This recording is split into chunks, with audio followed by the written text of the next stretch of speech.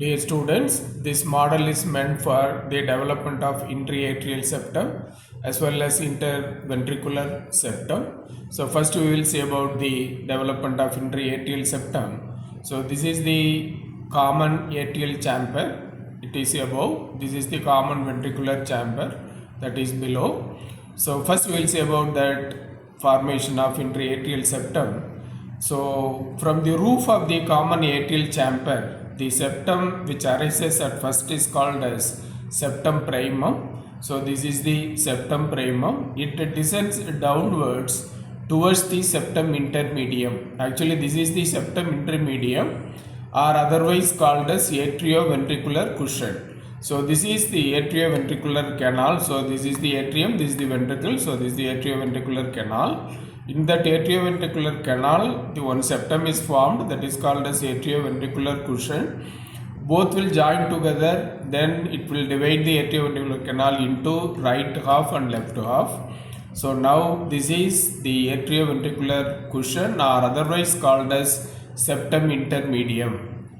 So this septum primum descends downwards towards the septum intermedium. Finally it fuses with it. So before the fusion we will be having the opening here. So that is the ostium primum. So in the fetal life the shunt between from the right to left atrium is needed as the lung is non-functional.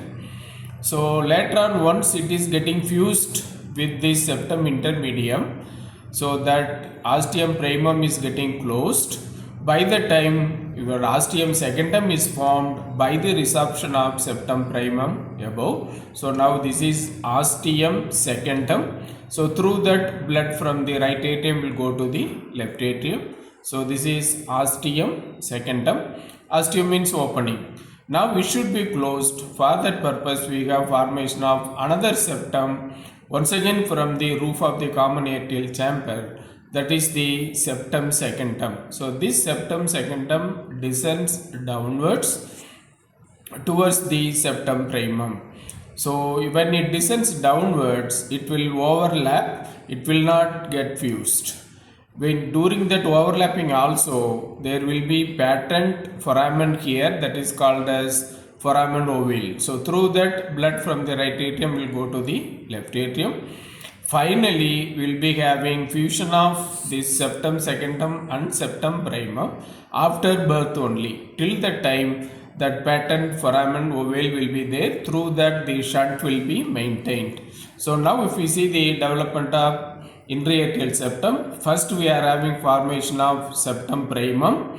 So that descends downwards and fuses with the septum intermedium. Next we have formation of septum secundum. It descends downwards and overlaps. After birth both will fuse to form the interatrial septum. So in the adult we have seen in the right atrium septal wall you will be having fossa ovalis. So this septum remnant of septum primum is the fossa ovalis. This septum secundum remnant is the limbus fossa ovalis. So these two are the remnants in the adult life. So this is the formation of interatrial septum. So atrial septal defect, how it occurs? One may be due to the failure of fusion of the septum primum with septum intermedium. So at that time this ostium primum will be patent.